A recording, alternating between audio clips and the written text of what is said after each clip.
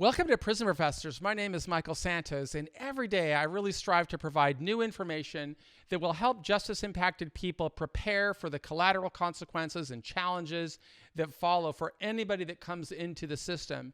And it's always just such a gift when we get to speak with a woman entrepreneur, a female entrepreneur who's faced challenges in her life. Because that, if a woman is in prison, typically it's because they face some type of a challenge. They need to hear from leaders on steps that they can take to prepare for success. And the earlier they start sowing seeds for that success, the better they are. And that's why I am so fortunate to be able to speak with Lauren today, who will share her story with us. Lauren, thanks so much for being a part of the Prison Professors community. Where are you right now? What part of the country are you in?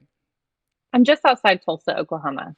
And it would be really helpful for our audience to let them know the type of business that you are running right now. Let's just start off talking about what you're doing, and then we'll kind of reverse engineer how you got there. So tell us about the business that you're running right now. So we have an underground utility construction business. And what that means is we have heavy equipment, we have semi trucks, we have personnel. We go and we excavate to locate water mains or sewer mains, and then we follow the project per engineered prints and permits and install whatever is needed for that commercial building or property. So to get involved in a business like that, let's just kind of put this in perspective for people in our audience. What type of level of capital equipment does somebody need, like heavy equipment and trucks and things of that sort? Like, what would you say you have invested in building that machine that can do the type of work you perform? Financially speaking, we're probably sitting on $750,000 worth of heavy equipment. We And certainly didn't start out there. yeah, but that's what's really important for people to understand, because I really want to get them, as we go along this, I want to get reverse engineer the importance of learning basic math, of learning basic communication skills, of learning critical thinking skills and a self-directed work ethic. All, I suspect that by the time we finish this interview, we'll be able to kind of backtrack and say, yeah, you have $750,000 worth of capital equipment now, but that only happened because you invested time to be able to get people to believe in you and build that path. And that's a course that a lot of people in prison have gone through Prison Professors. I think you bring it to life. And so that's why I'll be asking you about that. So you have about $750,000 in capital equipment. What are the size of jobs that your company typically completes? When we started, some of the projects that we had were running between $12,000 total gross amount to maybe $32,000. And for this year so far, I can tell you that I've signed contracts for $275,000 for one project and $175,000 for a second project, singular project. And So it's a great range. yeah, and how long have you been involved in this business? Just over 2 years. So 3 years ago, did you think that you would ever be running a heavy construction company? No, no, not at all. Not Okay, at so all. so this is really exciting that we're going to be able to show people how, regardless of where you are at one stage in your life, you could always build something new. And Mhm. so let me ask you a couple of other questions before we get into how you got into this business. Who are your typical clients now that are paying these types of signing contracts of this magnitude? Are they municipalities or are they individuals? Individuals, business owners, there are municipalities involved, but they are the governing body for projects. And how do you go about finding this work?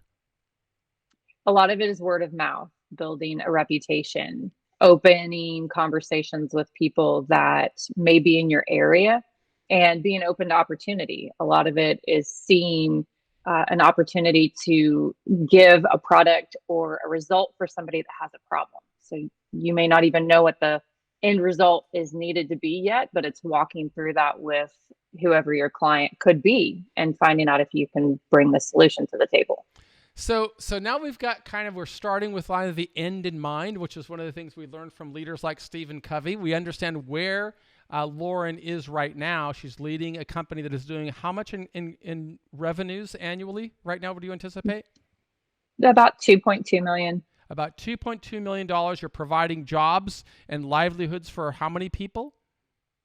5 different individuals. So 5 people who are supporting their families and paying their mortgages and contributing living into their communities, all because somebody decided to become an entrepreneur. And that didn't happen by accident. And certainly Lauren doesn't look to me like the type of person that'd be running a heavy construction company, but it's really important for us to see. It doesn't matter where you are. It doesn't matter where you come from. It doesn't matter anything about your past. What matters is where you're going. Lauren, why don't you help our audience understand where you came from? Tell us about your background and your from childhood to the trajectory of your career. Sure. So my childhood was very controversial in the sense that we were not the typical mom and dad and children went to public school. I was raised in the country. We lived on 40 acres. I was homeschooled, but our home life was very chaotic. My dad was laid off from his job when I was in my elementary school age years and he started driving a semi truck across country. So he would be gone for 2 or 3 weeks at a time. He would come in for a weekend. And so myself and my 2 younger brothers, essentially, we were being raised in a single parent household. And so when you're in a single parent household in the middle of nowhere and you're being homeschooled, there's a dynamic there of feeling like you are stuck or you are limited to a lifestyle that you are witnessing with your parents. And so that mentality definitely took hold for me and took hold for my brothers at a very early age. We didn't have central heater air until I was probably 13 or 14 years old. And even then it was a window unit, so basic necessities were something that we had to really look for and strive to make sure we had in our home. You said that you were homeschooled. Could you walk us through that path? I mean, who was your teacher? It was more of an independent study. So there are different types of homeschooling out there, and a lot of what myself and my brothers were involved in was self-study. So you would receive a curriculum, you would read the curriculum, go through the testing, turn the test back in, and then you would get your next core topic that you would work through. And did you have aspirations of what you wanted to do with your life as a young girl, or did this, what was your plans to do after you finished school? I wanted anything other than what I saw in front of me. What I saw in front of me was not what I wanted. That was very clear very early for me that I wanted something different. I just didn't have the tools or the networking to figure out how to accomplish that in a write it down in a sequence kind of manner. So did you after you finished homeschooling or you went as far as you could, did you transition into a secondary education like college or high school, or tell us about what happened later as you grew older? sure. So when I was almost 18 years old, I decided that I should go try a college course. So I enrolled in the local community college, their EMT course, which at that time was the basic level of someone that would be in an ambulance or an emergency room. And I went through, received my state accreditation. And this time period was right about the 9/11 time period when we had that terror attack in the United States. And the trajectory for me that changed, the pathway that changed, was that I moved to Hawaii. Now, I am a 18-year-old girl in Oklahoma that has never traveled really outside of the region we lived in. And I moved to Hawaii, started working for Homeland Security. They were interested in hiring me because I had this accreditation for EMT. So I had some training as to how to follow rules, how to follow guidelines, the structure, kind of military mindset that's involved with those careers. And I spent 2 years in Hawaii working for Homeland Security. I loved Hawaii, but there's only so many times you can drive in a circle around an island. And so I transferred back to Tulsa, came back to be closer to family. That was a big part of my reasoning for making the decision to come back here. Subsequently, go ahead. No, I was going to ask, how long were you in this role as an EMT? So I never actually performed my function as an EMT, but it was an accreditation that put me in the position to be hired by Homeland Security. So that counted as a credit to my higher ability at that point. So you started working for Homeland Security. What was the next phase in your career after, or how long were you in that phase before you transitioned to something else? I was with that position for just over 3 years, and then I ultimately transferred into law enforcement. And by it's a transfer in the state that I subsequently worked several part-time jobs in there trying to produce extra income. And once I was hired by the police department, I went to the academy. Um, because of my appearance and my size, I'm 5'3" and generally pretty approachable. I was drawn into child abuse investigation. And so I spent right around 5 years of my life dedicated to investigating child abuse, going in and following up on reports. We created a truancy docket with the district judge in our area to follow up on truancy docket issues that then we could go and visit the homes and follow up. And it created kind of a catch net for some of these DHS cases that were falling through the cracks. Um, we also had a review docket in another county where we had volunteer uh, different individuals, professionals that would come in and help review DHS cases and find out who had dropped the ball. What did this child need? What resources did this child need to have brought into their life so that they could continue in a healthy manner? And what So were the skills that were necessary for that type of work? Was it a lot of verbal communication or written communication or an ability to interview and draw information out? Could you walk us through the skills that were necessary to perform at a high level in that role? I think the core resource that you have to tune into is your own identity. Meaning, if I didn't realize that I had to be curious about someone else's experience, I wouldn't have engaged with them at the level they needed it. And the life skills that flow from that are reading and being able to write a cognitive report of what you've experienced in that interaction, but also being inquisitive enough to ask the correct questions, to follow up with something that you may see, but your mind takes a few more minutes to comprehend what you're actually seeing, and tying that all together in a format of professionalism to where you could speak to attorneys, but you could also speak to someone that doesn't have the resources that you may have, and being able to really change your verbiage for who you're speaking with. And so you were in that role, did you say, for 5 years? Right around 5 years, yes. So by my own simple math here and just listening to you, at 18 you started the training in the EMT, and then you did that for about 3 years, then 5 years in law enforcement. That's 8 years. So you're still not even quite 30 years old yet. What goes on in your career next? I mean, I'm trying to get this unusual path to being the owner of a heavy construction company. Understanding. So, because of my position in law enforcement, there were some cases that were really difficult for me. And at the time, I had had my first child. He was almost a year old, and uh, some of those visual and auditory experiences, you don't take off when you go take a shower. You change into your civilian clothes. And so at that point in my life, I decided to make a change. It was an interesting transition into working for a small oil and gas company in Bigsby, Oklahoma. And this is your I, late 20s at this stage, right? Or mid to late correct. 20s? Okay. Late 20s, And so correct. do you have any So experience in the oil and gas industry, or are you just looking to get away from public sector to the private sector? that's exactly it. I had zero experience. I knew in Oklahoma it was a big topic and an income, producing opportunity.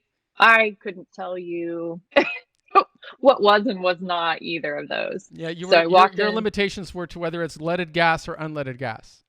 Exactly. Do I use the diesel pump or the Okay. unleaded? So when I went in to interview, I was very open about saying I have no idea what I'm going to be talking about with you, but I know that I have a drive and a passion to learn. So I'm willing to jump into something if I don't understand it. And if someone is willing to mentor me, I'm happy to learn whatever I can. And I've got to think that the skills that you've cultivated over the past 8 years or so of your career in learning, as you just described, reading well, writing well, communicating well, understanding people well, that translated into making you a more valuable part of the team for this small company.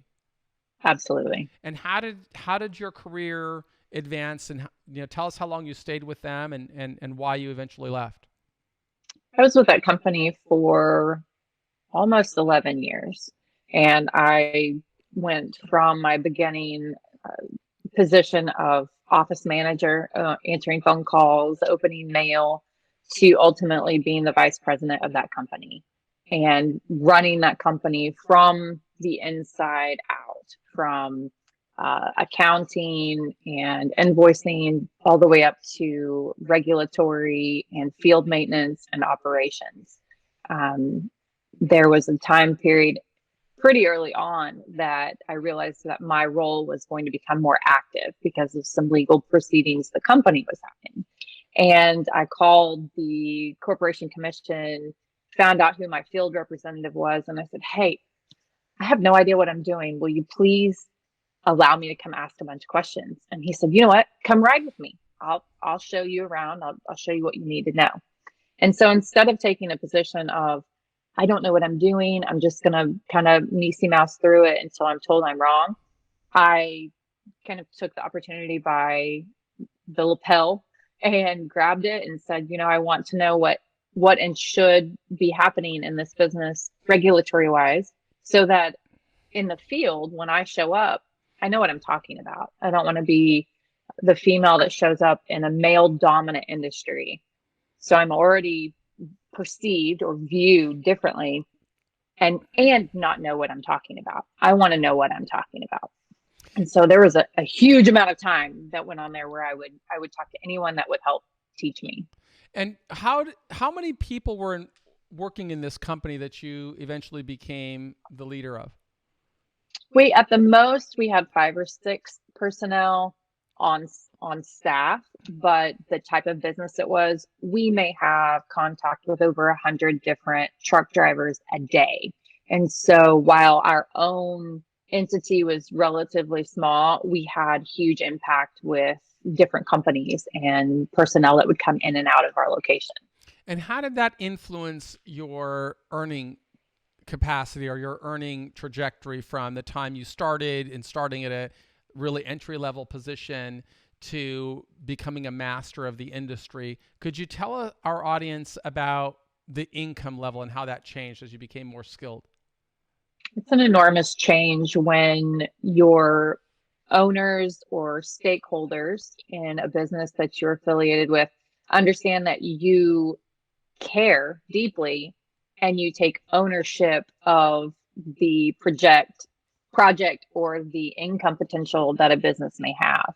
And so when I began, I want to say that my salary was right around $30,000, give or take. And towards the end of that location and that, you know, opportunity I had, it was closer to 80,000. So just regardless of the time frame, you could just look. Anybody could just look at that and say the percentage wise, it's like more than 150% of an increase just by developing your skill set.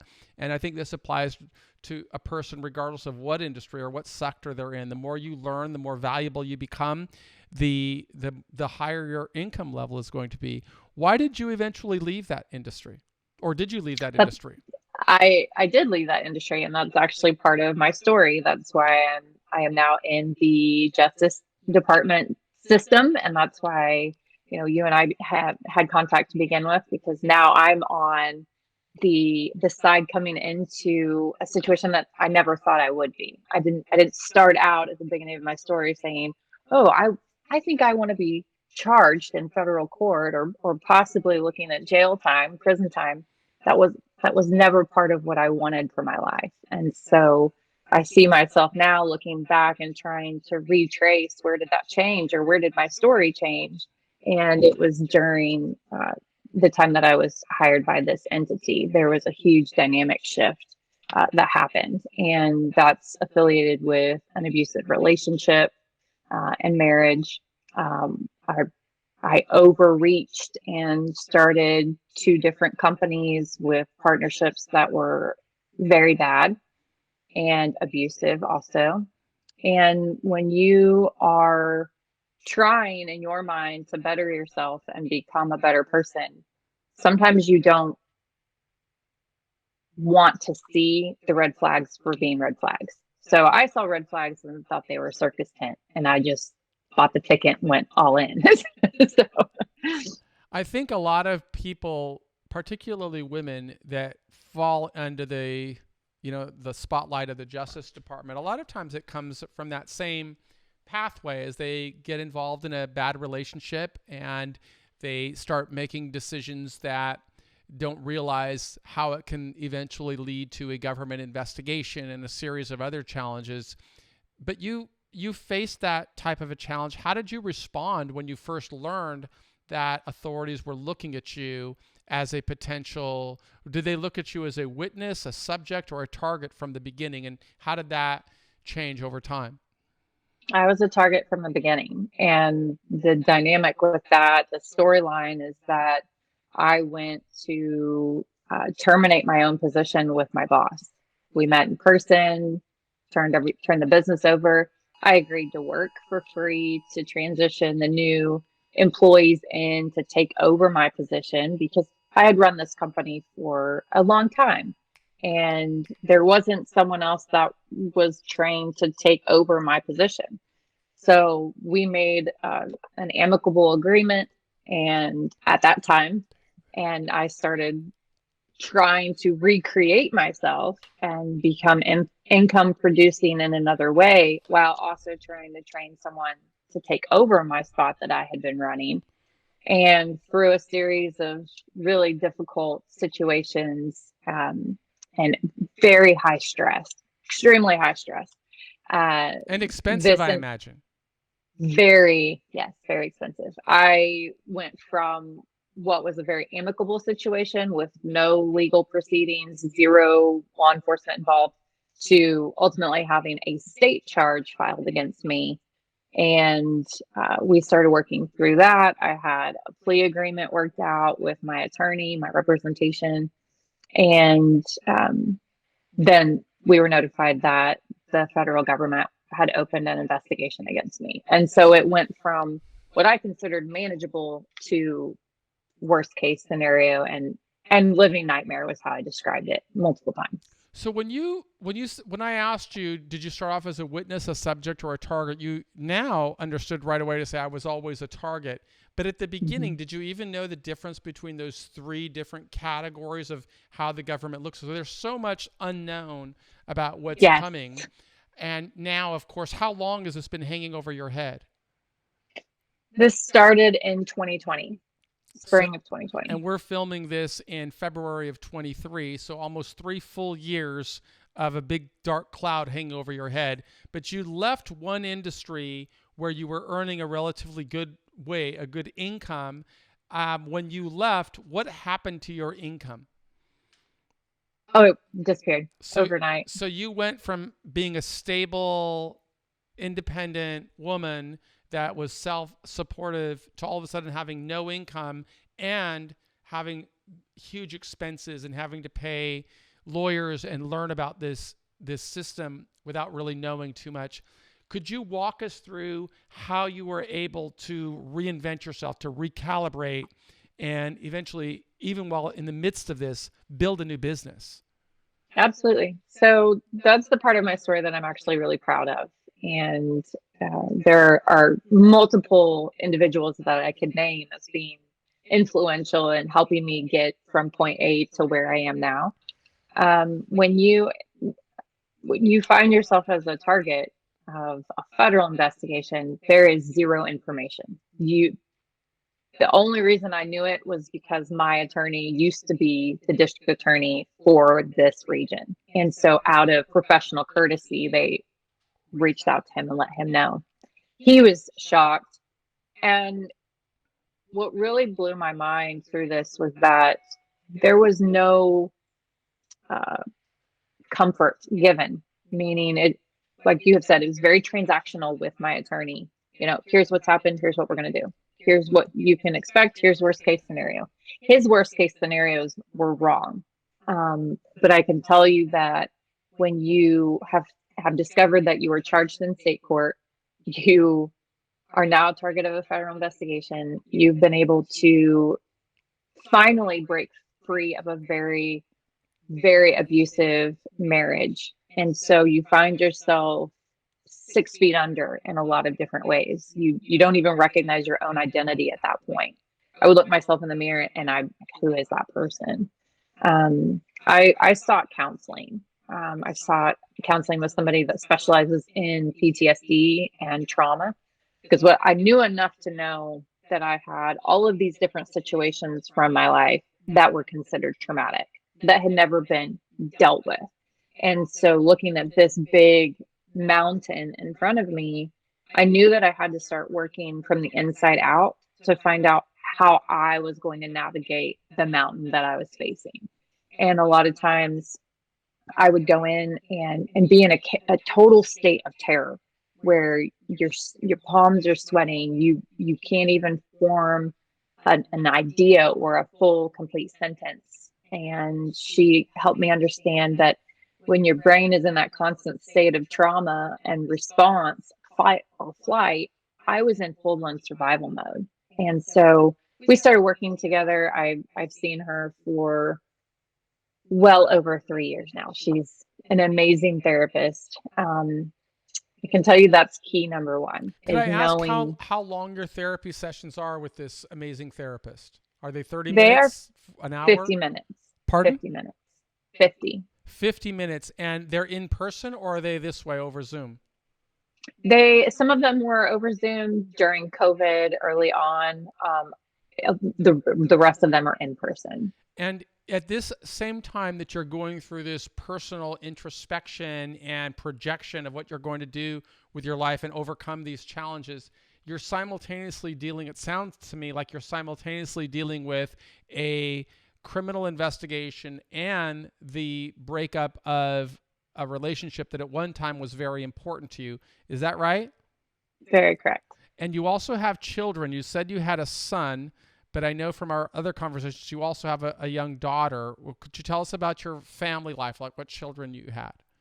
Absolutely. My son will be 18 this year. He's a junior in high school. My daughter is 10 and she's in fifth grade. And so at this time, this would have been 3 years ago, they were young, very young.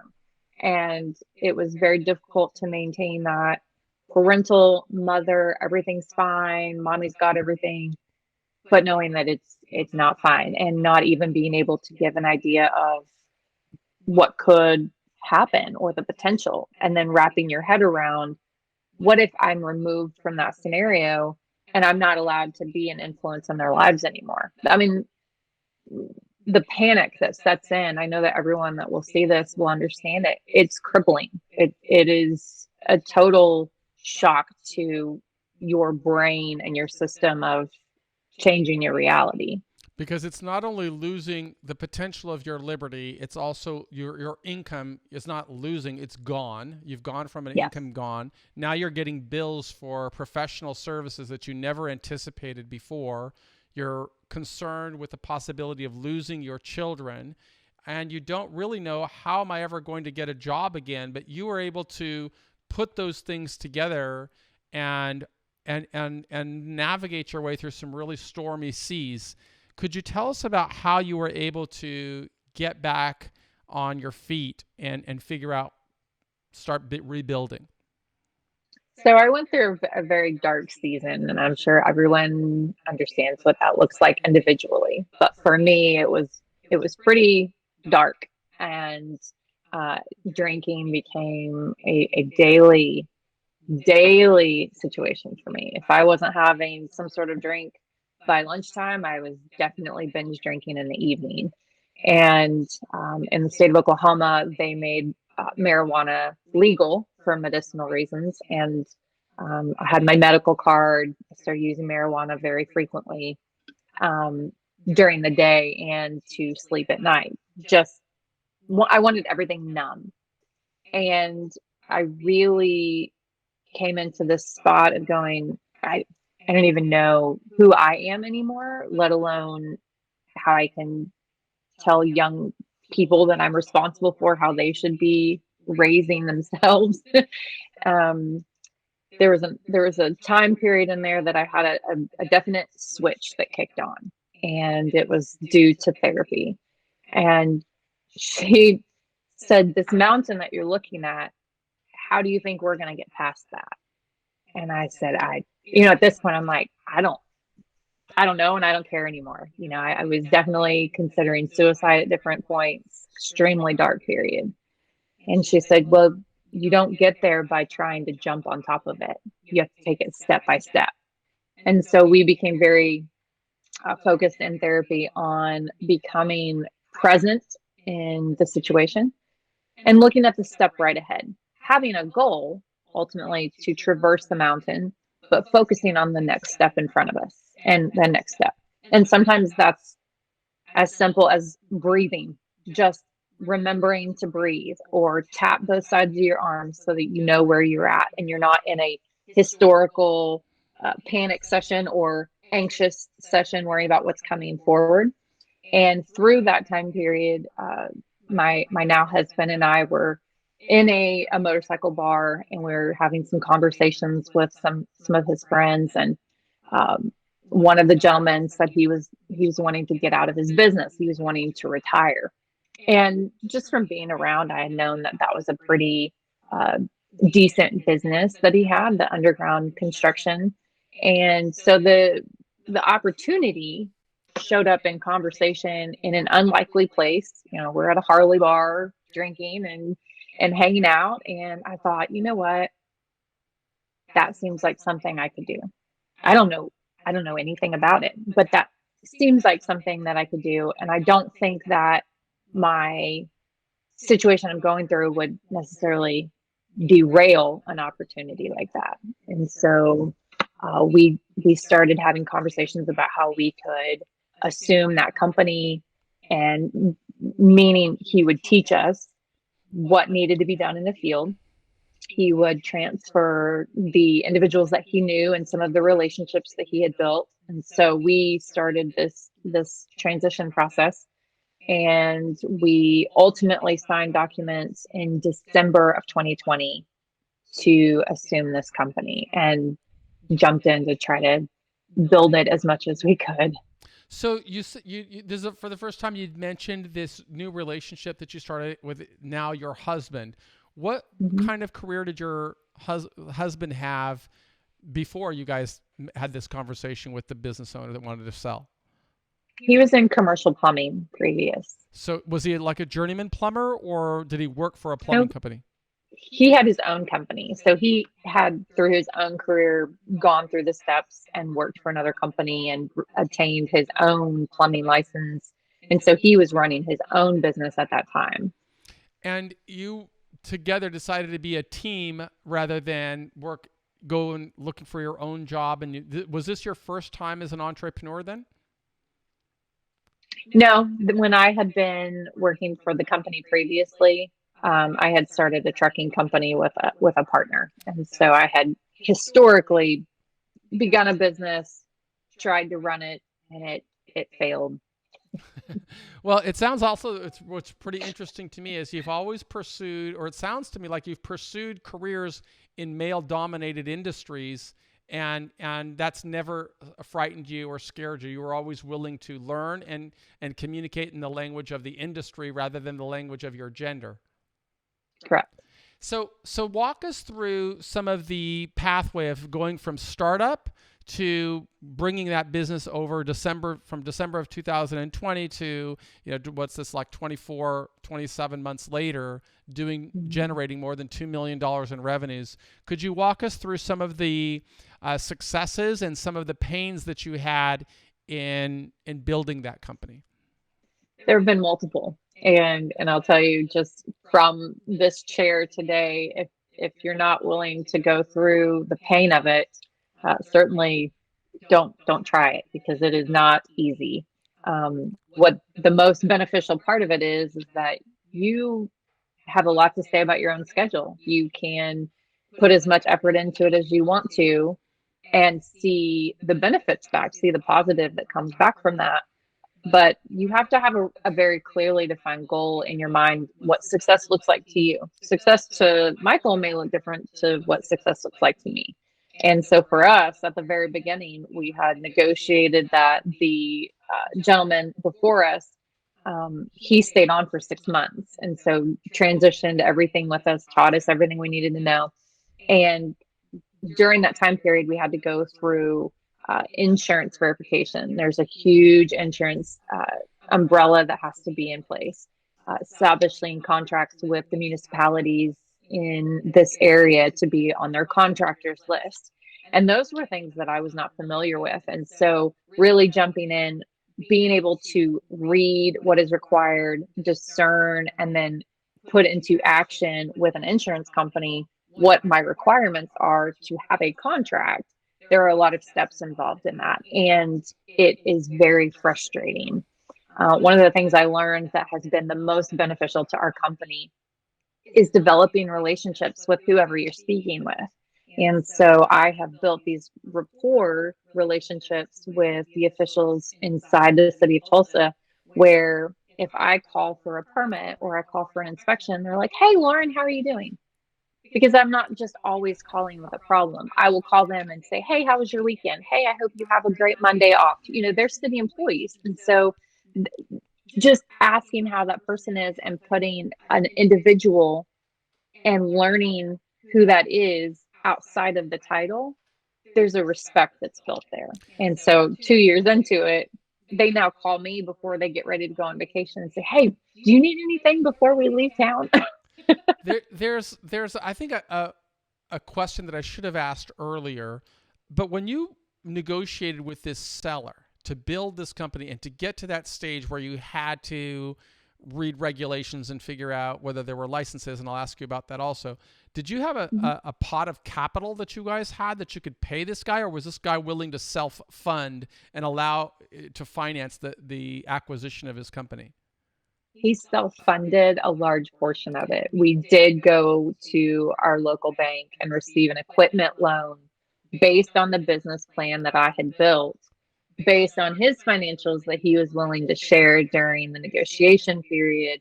And so it was dual purpose. The bank knew that we had this open line of credit with the seller, but then we also had an equipment loan. So let me just kind of, because this is so important, because so many people are going to be coming out of prison without any resources, and they may not see the pathway to entrepreneurship. But here we're listening to an incredibly inspiring woman who was going through a criminal investigation, the breakup of a marriage, raising two children, going from having an income to not having any income, and yet found a way to tap into all of the assets, the personal assets that she had for many years of developing reading skills and writing skills and math skills. And she was able to build a business plan and persuade somebody to fund her and persuade a lending institution to provide the capital necessary to get this equipment. I would like to hear a little bit, if you're willing, to the extent that you're willing, tell us about how you developed that plan and how comprehensive was it? Is this something that well, just give me the A to Z if you could, and how you went from Sure. realizing we're going to need to raise some money here. Let's figure out how to solve that problem. Sure. I think that it would be helpful for your listeners and anyone that might watch this to understand that when we started looking at this, Michael had been running his own commercial plumbing business for several years. I had just had a career that was ending very painfully. And when you find yourself at the bottom, you have to reinvent. You have to, like you said, reach inside and find out what are my strengths and what are the tools that I have, not something that I have to go pay for. What is something that I have that I can grow and develop? And one of the things that I was fortunate enough to know at that point was that if someone is speaking around you freely and you hear an opportunity, you should continue looking into that opportunity. Don't let it go past you. start asking questions. Oh, well, how long have you run that business?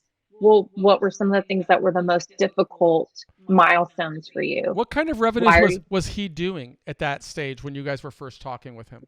right about 700,000? So you've not only taken over the business, you've tripled it in size, which is Yeah. also very inspiring. But so you started. He's got $700,000 in revenues. He's got how much equipment do you have to take over in order to continue that business? Like, About $200,000 was the equipment that we transferred in the and business. you had to go persuade a banker. We want to cash him out and take all this over. Did he require you to bring some equity to the table, or was he willing to finance this basically on your own strength, the strength of your plan, your husband's background? Walk us through how the lender responded to your request.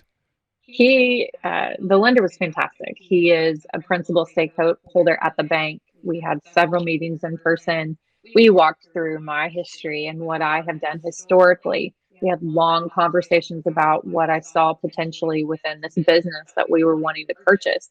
And ultimately, I remember sitting across the desk from him and he said, I will do this. I will do this, and you're not going to be required to put any money down, but you have to be hands on. And it blew me away that from the relationship and the rapport we had built, he was willing to allow us to pursue this opportunity as long as I was involved in hands on with the projects. And that's so important for people to hear because we're listening to a woman who didn't have real experience in heavy equipment, but she managed to sell herself and to a financial person who's actually making the loan contingent on her involvement. And so I would really encourage people who's watching, and I know that if I were in prison, that's something that would have inspired me. I would be thinking, what can I do to tap into my strengths so that when I come home and I find an opportunity, I don't run from it and think, oh, I don't have any money to take over this business, but rather, how can I market myself? And that's what that's really a big takeaway for me, for anybody that's watching this video. So Lauren, you guys pull the plug, you sign the agreements, you go into debt and put yourself on the line. Did you ever have to open up about the criminal investigation you were going through at that given time, or did you keep that hidden from the different people? So there were several people that we had built relationships with that we were very open with about what we were experiencing. And those people knew us well enough to know that a mistake or a decision you make, that's a time period in your life. There are so many things that influence a decision that are made that unless you were right there in the middle of it, other people won't understand that. But they respected us enough to know that that wasn't who we are. There was a decision that was made with those relationships then that they supported us without hesitation. We haven't had any problems with the people that we've opened up with that have come back to show support for us. And that's another important takeaway there is when you're open and transparent and you're saying, that the decision I made at the worst time of my life isn't what defines me, but it's rather how I respond. And people are genuinely, I have found, to be forgiving and willing to open opportunities if somebody can, articulate a plan and show what they're going to do different, how they're going to climb their mountain. They're not going to try to jump to the top of the mountain, but they're willing to take incremental steps along the way. And you took those incremental steps, you and your husband. And did he make a hard stop from running a plumbing business and saying, okay, we're going to go full time into being a team, or was he trying to play both sides until you got strong? It was a hard stop. It was all hands on deck. This was the complete focus. And I definitely want to add in here that when you're starting a business like this, there are different time periods of payment. So you may have a job that will pay you within 30 days. There may be a job that will not pay you for 120 days. And unfortunately for us in the beginning, we didn't have a lot of fluidity in our finances to be able to float invoices. And so what we found ourselves doing was selling items around the house, selling items that we had in the shop to be able to put diesel into the trucks, to be able to go to the job, to be able to invoice for a job, to wait for the payments to come in. And there's a very specific job that I want to mention because it stands out in my memory bank as being important. We had been called down to southern Oklahoma for a job opportunity, and we came back to Tulsa after finishing it. All of our credit cards were maxed out that we were using. We had no money in the bank accounts. We had no cash. We had already cashed in the change jar, and we had sold basically everything that we could very quickly move to have cash. I got a phone call from a gentleman, and he said, "Hey, I need this water meter put in." And I said, "Okay." For us, job wise, that's about a $3,000 job. And I look over my husband, his name is also Michael. And I said, "Hey, he says he'll pay when we're done, he'll pay us right then." And he says, "Okay, let's go do it." So I'm in the field at this point, working in jeans, boots, hard hat, the whole bit. And Is we it go to the just you and shop. Michael doing this job? You drive down in your pickup truck and you dig the trench and you put the pipes together, you do the whole thing? Well, that's the problem. We needed to go get the semi truck to get the excavator to the job. So we go to the shop in the pickup. It's just Michael and I, and the semi truck won't turn on. And he's at his wits' end. And there are multiple batteries for semis. They're big, heavy duty ones. They're expensive. We're trying to jump it. We've got it hooked up to the truck. We're trying all these different things, and it will not start. Absolutely will not start. And I was able to call the local battery center and make sure they have these 3 batteries. It was going to be $500 to replace the batteries on this truck. So we're standing in the shop yard here in the gravel, and I said, "You know what? Let's just go see which card will take what. I have a handful of cards. I'll swipe it as many times as we need to. But if we can get the $500 worth of batteries, we can go get the $3,000 payment, and that will get us to next week. That will get us to where we can go do the projects next week." So we did. It took 3 cards. I made light of it at the counter with the gentleman. I'm disgusting. I'm covered in dirt. I don't look like I do right now. And I just want to cry. I want to curl up in a corner and cry. I'm done. I'm over it. And I swiped the first card. He says, "Oh, it'll take $106." I said, "Okay, great." So the card took $106, and the gentleman across from me, he's an older gentleman. And I said, "Well, I guess it's lottery. Let's see which one of these will work." And so it took 3 cards to pay for $500 worth of batteries. We go out to the truck, we go to the yard, we replace the batteries, we go to the job. And at this point, we're about 3 hours late from where we want to be as far as getting to the job and getting this accomplished. We get to the job, and my husband starts digging and excavating, and there is an old, like 1980s copper water line down there that he hits with the excavator bucket, and it fills the hole full of water. And I'm standing there in the road, like laugh crying, because I cannot believe that this job is so ridiculous. But what I understand in that moment is that that job with the $3,000 gets us to where we can make $20,000 the next week.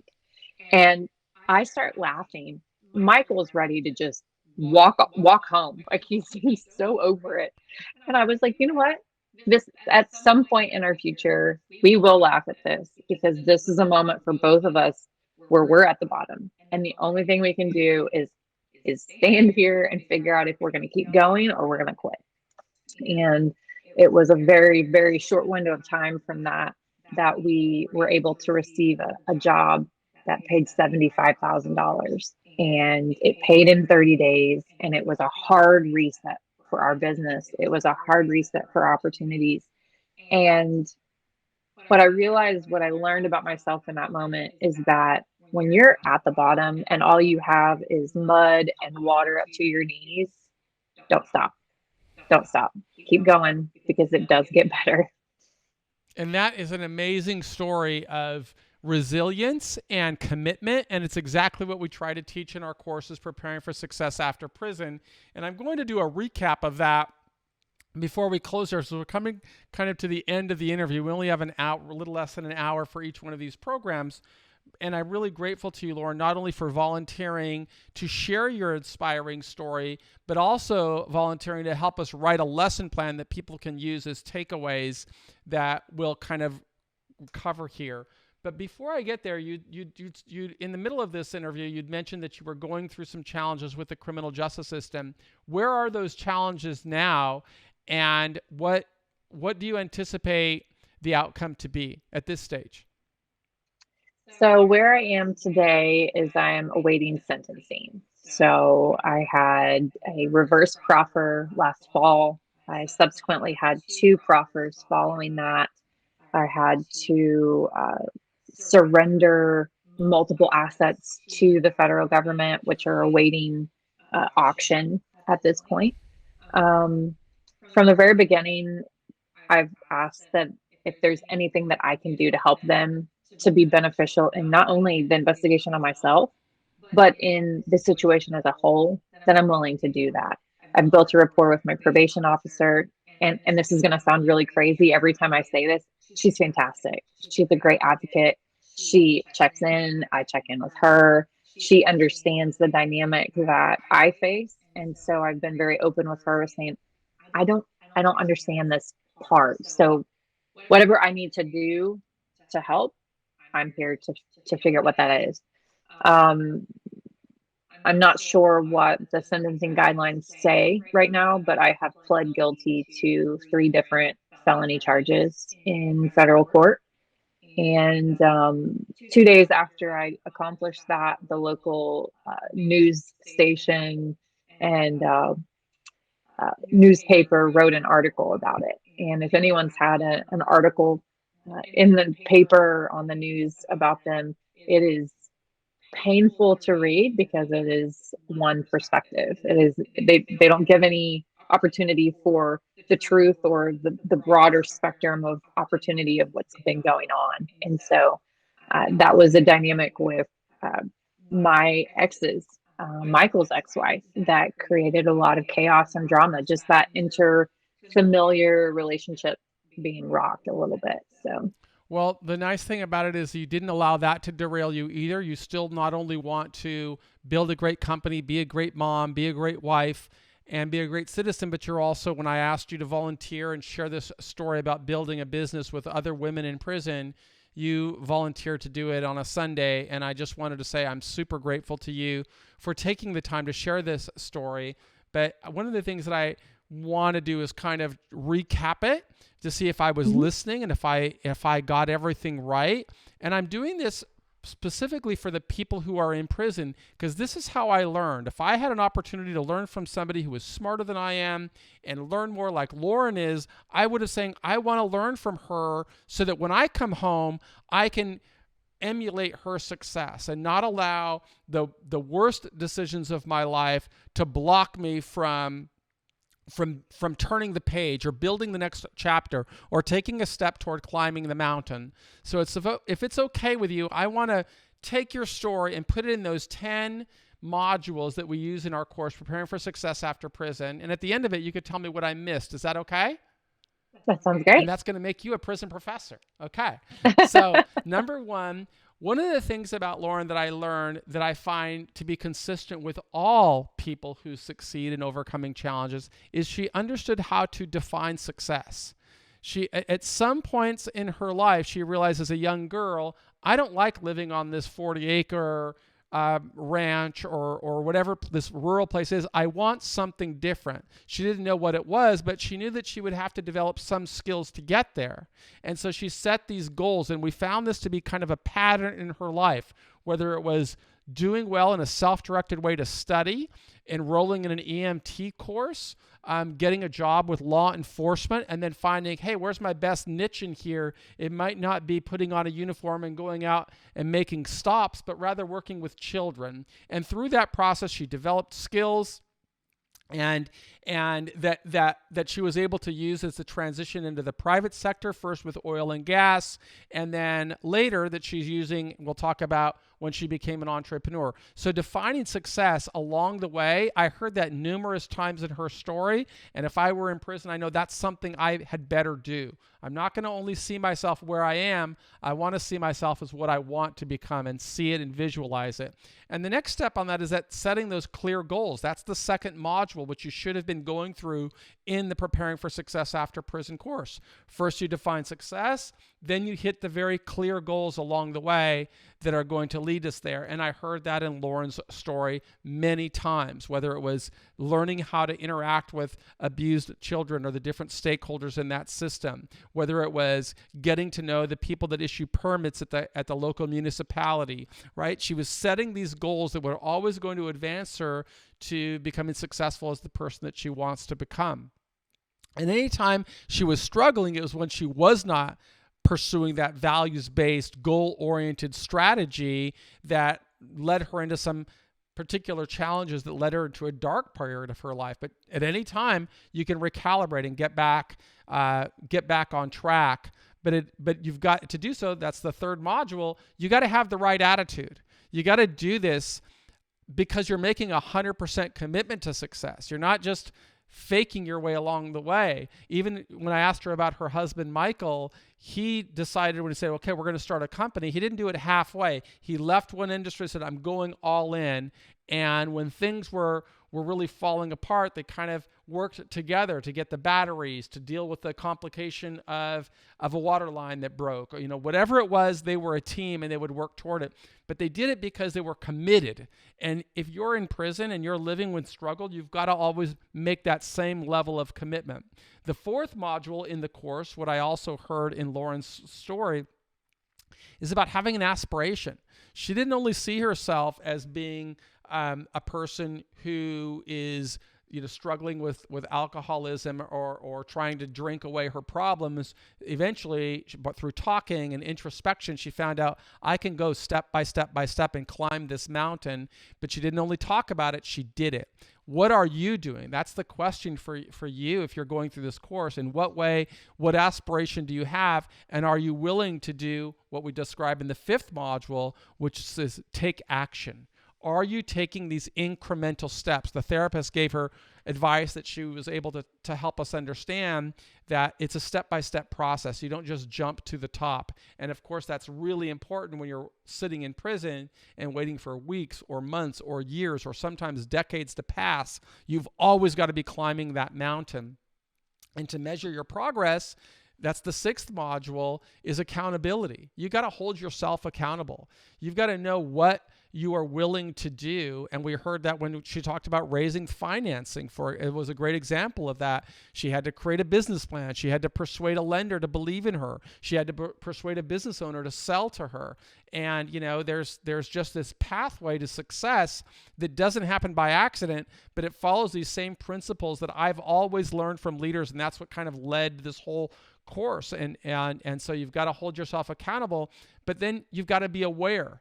And you've got to seize opportunities when they present themselves. And that's one thing that Lauren spoke about with that example of the $3,000. She became aware of an opportunity of something that would help her get across it was a bridge that would lead to a $75,000 opportunity. So she became aware, somebody called her. That didn't happen by accident. It's because of all the work that goes into it. And then somebody else called her with a $75,000 opportunity. So she becomes aware of opportunities. The world becomes aware of them. This is a plan. This is a cycle of success. And then you've got to be authentic. You can't fake it. You've got to develop your tools, tactics, and resources that will lead to success. Regardless of where you are. You might be in prison. You might not be able to start a heavy construction company, but you can absolutely develop tools, tactics, and resources that will make it easier. You could become a better reader. You could become a better writer. You could demonstrate that you know how to develop critical thinking and seize opportunities. It doesn't matter where you are.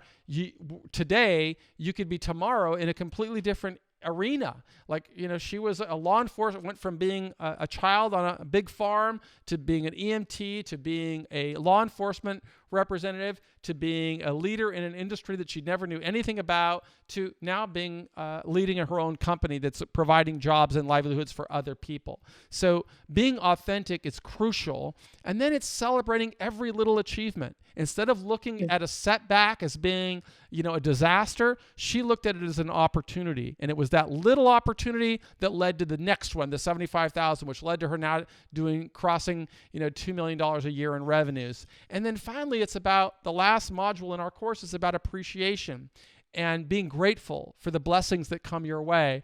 And I am just really grateful to you, Lauren, for taking time out of a Sunday morning to speak with women in prison and to speak with me. When I asked you to volunteer, you jumped in wholeheartedly and didn't only say you would spend time on a video, you scheduled it immediately and you said, let me take the next step and I'll even help you write the lesson plan. So super grateful to you, but what I need now is, what did I get wrong in my lesson? What did I leave out?